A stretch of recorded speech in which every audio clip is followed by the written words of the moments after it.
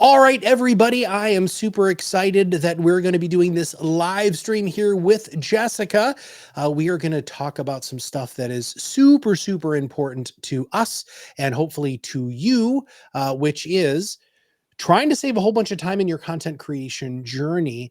And we're going to get pretty granular here, but I want to make sure that we're abundantly clear on the front end. If you do this yourself, you're never, ever, ever, ever, ever going to save 20 hours a week.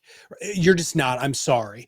I'm just being honest with all of you guys right from the get-go here, that the only way that you're going to save time and create the level of content that you need is really by outsourcing it. And if you really look at this, right, you're looking at per episode, you're looking at 40 hours of work. Now that's for audio post-production, audio recording, recording the disclosures and disclaimers. I mean, I can go through all of this: graphic design, video production, posting, syndicating to every major platform, getting your transcripts, all of those different things that are vital for you to do when it comes to your show specifically.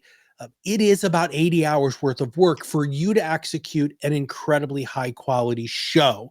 And what we're going to do now is Jessica is going to walk us through what a really high quality show looks like. And then I will be interjecting here and there, talking a little bit about what you are going to do. Now, before I turn this over to Jessica, I want to say one more quick thing, which is, it's still 3 to 4 hours of your time every month, everybody. Okay, it really is. This is not a set it and forget it. This isn't show up for 30 minutes, do your show, drop the mic and walk away. Yes, it would be 30 minutes for you to record the show, but you have all of these other things that you have to do. You have to prep for the show. You have to prep your guest. You have to make sure that you're warmed up and ready to do the show. Then you want to have feedback after the show. And then you also have to do something which is really important in our industry in financial services. You actually have to approve the content and get it approved from a compliance perspective. So we know that for each episode, you're looking at about 2 hours of your time in total to be able to execute the other 80 hours with our team. Jessica, did I miss anything?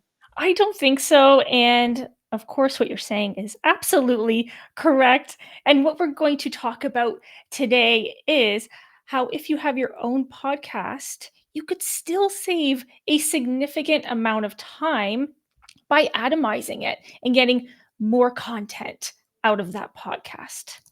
So, a single podcast episode can be atomized, it can be transformed into all of this short form content, all kinds of social media posts, but then you could even go long form to long form. Like, Matt, why not turn a podcast episode into a really great blog or an email series where you pretty much give your readers the episode in installments, turn it into a webinar, turn it into a white paper? And there are three, probably more than three, but I'm just going to touch on three big benefits to atomizing. Which, if I haven't been clear, with atomizing, you're taking a long form, high quality piece of content like a podcast and turning it into all kinds of short form or, other great long form content. And what that does, it allows you to get your expertise, your unique perspective, and your personality in front of your audience, no matter what medium they are attending to or consuming. Yes, we hope that they will listen to your podcast, but not everyone is interested in the medium. And I say that as someone who really enjoys podcasts. Not everyone will listen to one yet. So when you atomize, you're giving people a preview of your podcast, making them more likely to listen.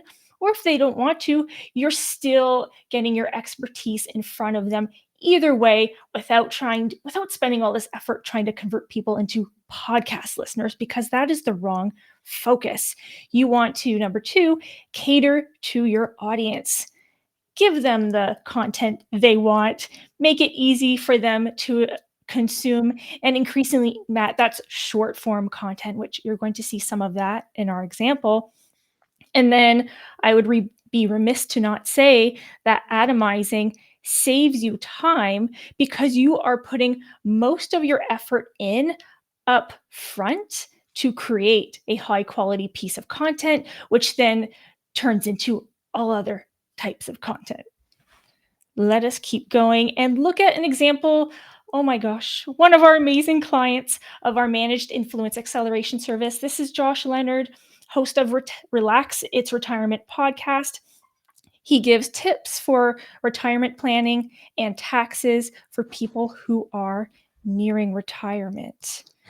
And we are going to look at a transcript of this episode, challenging your financial rules. Matt, there's a very specific reason I chose this episode, which is it gives Josh a great opportunity to talk about how his perspective is different than other financial advisors, because we're breaking rules here and talking about why we're breaking them, and this is really going to help him stand out. So I'm going to flip over to his transcript. You can see this, right, Matt? I have this beautiful transcript that Josh Leonard created, Financial Rules to be Broken. And Matt, believe it or not, you might believe this, he takes 20 to 30 minutes to create his outlines. Oh. I asked him because I was like, wow, how long does this take you? And he said, I'm just going to read verbatim. Once we pick a topic, we usually write a prompt into ChatGPT with the main points we want to hit and then modify it from there. So he's providing the main points and modifying. The modifying is key because you want this to be infused with your personality, perspective, and expertise.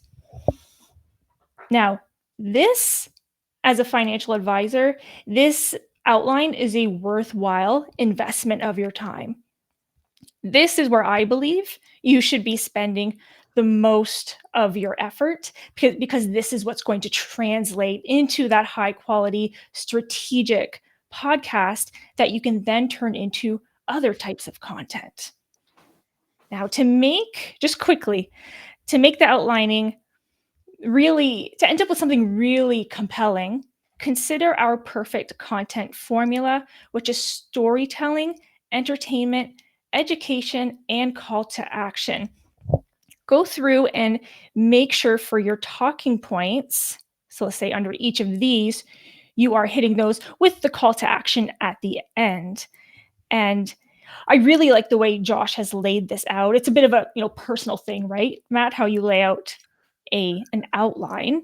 It is, and I want to jump in because I just love Yeah. something that you said there, and since you very openly shared, and Josh did too, that he uses AI to help with this, that can actually be part of your prompt too. So when writing this, please make sure that you cover these 4 things or these 3 things, and then give me a good call to action, with the perfect content formula. That can make a huge difference.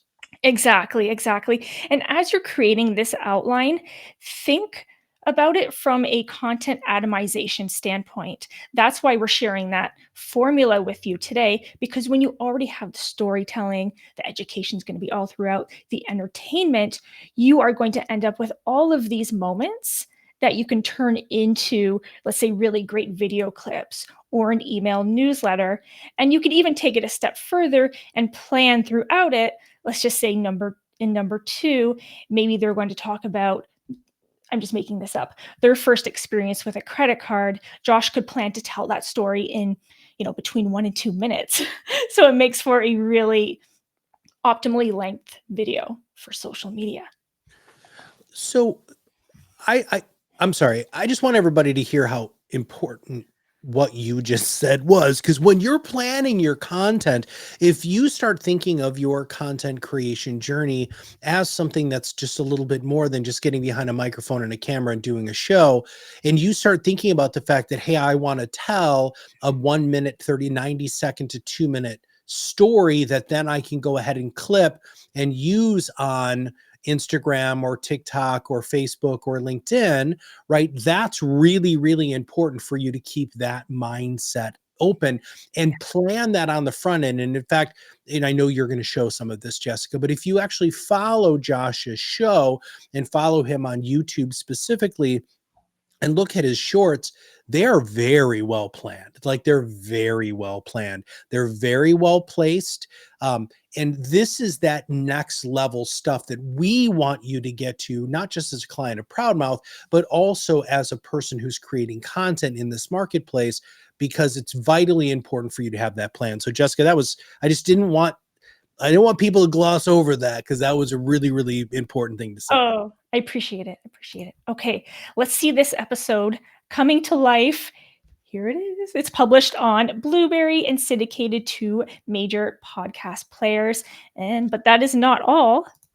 Of course, it is also on YouTube. And I'm just scrolling a little bit so you can see its actual video Mhm. here.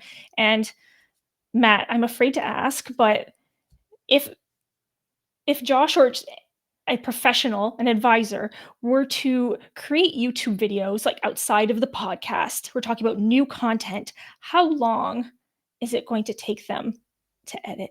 I'm so sorry. Yes. So it's very interesting, because the statistics that we pull from this, when it comes to editing what's referred to as long form video, it actually comes from the film industry. And I just want everybody to know this, because this is a mind-boggling number. For each minute you see on screen, it is 60 minutes of time in post. Ugh. Now that is not the case when it comes to you creating video like this, but I'm going to utilize my son as a very good example here. So my son became TikTok famous at 16, which was an absolute nightmare for us as his parents. Millions of views, that sort of stuff. Yeah. And he uses a program on his phone. It's called CapCut Pro. It's very widely used. It's actually used a lot for YouTube now also. So for his 3-minute videos, it was still 30 minutes of time for a 3-minute video, because he wanted to make sure that he had the cuts right and the edits right, if he's adding music or whatever. So what we want you all to understand when it comes to how much time it takes to really organically do your own video, like if you're doing B-roll where you've got shots of your city and then you're walking in and there's a voiceover, like a lot of what a professional video really looks like, you're looking at hours and hours and hours in post, right? Yes. But that's not what plays well in the marketplace. And I can't stress this enough. People want to see you warts and all when it's this sort of content. When it is a video podcast, they want to hear the sneezes and the coughs. They want to hear you mess up. They want to hear that you're human. So you have to leave the human in. And that's what makes for wildly engaging content. That's right. That's right. So give your audience what they want, where they want it, which is YouTube, but without spending all this time editing all these other videos. Okay. So Josh has his YouTube video podcast, and he has lots of shorts. I'm not going to play any today, but I just want to show the great work that's happening here with atomizing the YouTube video into all of these shorts. Again, allowing his audience to consume his content quickly in those atomic bite-sized pieces. I'm sorry. I do want to say something very quickly, because there's a misconception that people have on YouTube with YouTube Shorts. If you scroll up just a little bit, you're going to see that he's got 12. How many followers does he have? Over 5,000. He has 5,000 followers. And so one of two things happens with this is, just because you're following somebody doesn't always mean that your stuff shows up in your feed. So that's an important thing. But the flip side of that is true. So we have clients who have 100 followers who are getting 500 to 700 views on their YouTube Shorts. So everybody wants to get subscribers, and you want subscribers because then you can actually hopefully get paid. So like 10,000 is the minimum, I think, nowadays, for ad spend, and for you to actually turn your podcast channel in a little bit of money. But those are not metrics that you need to pay attention to. What you need to pay attention to is people interacting with your stuff, you sharing it widely, and creating great content. If you're doing those three things, then you're going to start seeing results, but results are relative. Some people, Josh has got a huge audience. He's a young guy. He promotes the living heck out of his show. Most of you don't do that. Most of you aren't putting money behind it. Most of you aren't boosting stuff. And also, Josh talks about his show with every client, right? And that's another thing that I know a lot of you don't do, which is unfortunate. Yes. Okay, so we are going to depart from YouTube and go to LinkedIn, and we are going to play a video. I'm just going to share that quickly.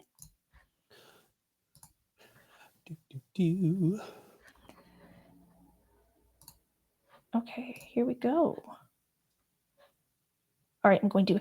Yep, 1 second here. I'm clicking yeah. on this to make sure that it's going to be there, and we're live. Go ahead. Perfect. Okay, here we go. Let's play this clip from the episode. American General Douglas MacArthur was quoted saying, "Rules are mostly made to be broken and are too often for the lazy to hide behind." So much like he was talking, I would have to presume, about rules of war or strategy. We're talking about financial rules that, Pete and I discussed a little bit and feel like can be broken. So we're going to cover 5 rules today, Wendy, that are meant to be broken. All right. I feel like you don't get anywhere in life by playing by the rules. So at least that's been my experience. So I'm ready to break some. There you go. I would agree. I think, Pete, have you ever broken a rule in life? There might have been a few rules, Okay. MacArthur was also quoted as saying, "You're remembered for the rules you break." So hopefully some of these things that we talk about are going to resonate with some of our listeners here. Okay, so there's our clip. It's about a minute long, and what I want to talk about is why this clip. And Matt, speaking of breaking rules, I normally wouldn't recommend putting the introduction to your podcast as one of your clips on social media, and that's what this is, right? And the reason I don't recommend that generally is because at that point you're setting up the episode and really hopefully doing a really effective job at telling your listeners what they're about to gain. But as a 1 minute, 2 minute video, you leave people hanging because you don't actually get into it. But in this case, if we're thinking about our perfect content formula, the storytelling, entertainment, education, call to action, it really checks off that entertainment box because they have this sort of, what do I want to say? They're like reacting to each other. Like when Pete adds that part at the end, it almost seemed like it wasn't planned. And then you have Josh reacting to it. And that really reminds me of why people want to watch podcasts as video anyway, is partly to see your expressions. Matt, what's your take though? Well, so this is an outlier, right? And also with Wendy, their voice talent as the voice of God that kind of pops in there is also very interesting because she's not on the screen. But I think this really works. And I think it works for a couple of reasons outside of what you just said. It's so warm and approachable. So great content makes you feel like you're that fly on the wall listening to 2 people having a fun conversation.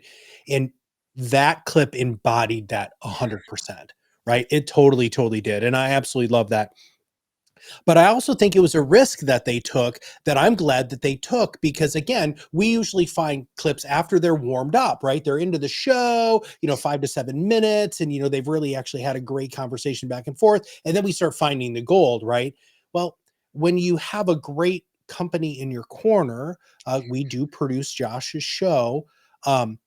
We find the gold wherever the gold is, even when it's an outlier. And so, I think that was a great clip and such a neat example of finding just a small snippet of really good gold and creating it across many platforms, because this wasn't just shared on LinkedIn. This was also shared on Facebook, and it was also shared on Instagram. And so, really hitting every place that your ideal clients can be is very important. Yeah, really great points. It gives people such a warm preview of what this podcast is like and that there's so much great chemistry between these co-hosts. Okay, now we have one more piece of content to look at from Josh. And I'm just going to share my screen again quickly. Jeez. Okay, we have Josh's bi-weekly newsletter, and I'm saying Josh's, it's coming from his team, Leonard Advisory Group. And in this particular issue, I really have truncated it here, but in this particular issue, he talks about his experience participating in a mountain bike race, which is just so cool that he shared that story with his audience. It's maybe not what I would expect from an advisor newsletter, and that's exactly why you should be doing it. Really helps him stand out and build relationships with his audience.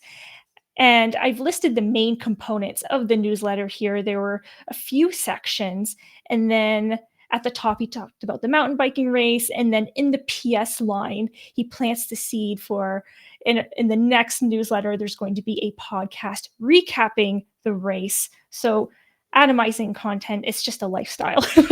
And we love to see that. But let's look at the specific episode. So challenging financial rules. It was just towards a bottom section in this newsletter with the summary listed and an easy, link for you to click on to access it. And I think it's really great that Josh is delivering the podcast to his list. To take it one step further, Matt, you know what I'm going to say, but I would absolutely recommend extracting some of those financial rules from your podcast and putting them directly in the newsletter. And that's a piece of content that doesn't even have to be part of the newsletter. It can just be a separate email where you are sending it to your audience and really helping yourself stand out and getting even more out of that strategic episode. Matt, do you have anything to add? Well, yeah, I don't want people to think that they have to drive everybody to the episode. Remember, the episode is the source of the long form content. Do we want people listening to the podcast? Yes. But what we really want is for people to know the rules that you're trying to break, right? And so don't gatekeep those and make everybody go to your YouTube channel or your podcast. Share them after the content, because again, remember, marketing is fundamentally changed. You have to market to your ideal client prospect in the media they prefer while they're there with organic content. People want to know these rules, right? But maybe they don't like podcasts. So give them to them in any other bite-sized bits that you can. 100%. Yes. Thank you, Matt. Okay. Onwards here. Yeah, so I want to thank everybody for joining today. Now, this was specifically meant to be about a 25-minute live stream that we were doing. This was one of the first times that we've done this in quite a while, and I'm watching it on LinkedIn over here, and everything seems to be going swimmingly, which I'm very grateful for. We had Matt Smith come in and make a chat that he said he wanted to join, and then he had a client call, so he might have to drop off. But if you want to take your podcast to the next level, the changes that we've made at ProudMouth and what our services are really quite remarkable. Not only is the content that we're delivering really unbelievable high quality, but we're now posting everywhere pretty much all the time. And now I'm exaggerating a little bit there, but not by much. We can create as much content as you want and post it where you want it for you in a compliant, friendly manner to make it super easy for you. Remember, the beginning of this was, how are you going to save yourself 20 hours a week of work that you're not doing anyway? Well, the best way to be able to do that is to just spend 3 or 4 hours of your whole month in creating the content, and then really leaving it up to us, the experts who've done over 8,500 episodes and over 150,000 social media posts for financial services professionals exclusively. And if you want to know more about this program, which we call our Managed Influence Acceleration System program, please scan that QR code, or you can DM Jessica or myself on whatever social media that you're on right now, wanting to know more about who we are and what we do. We are here to help you stop being the best kept secret in your area, to truly pull the gold out of your brain and put it into the hands and the ears and the eyes of the right ideal client for you. And we do everything for you custom. Everything that we build for you on the front end, your cover art, your YouTube channel, the music, the intro and outro, even the disclosures and disclaimers are all things that we do custom for every single solitary client. And then after you create your content through our content atomization program, we're also going to custom write everything else for you there. So if you want to know more, please go ahead and reach out. You can direct message Jessica or myself on whatever platform that you're watching this right now. Or if you're getting the replay, you can just go ahead and email me at matt@proudmouth.com. I'm more than happy to be able to answer your questions. I do respond to all of my own DMs and messages. So if you want to know more about who we are and what we do, we'd love to see you. So for Jessica and all of us here at ProudMouth, I'm Matt Halloran, and I'll see you on another one of these streams very soon. Bye, everybody.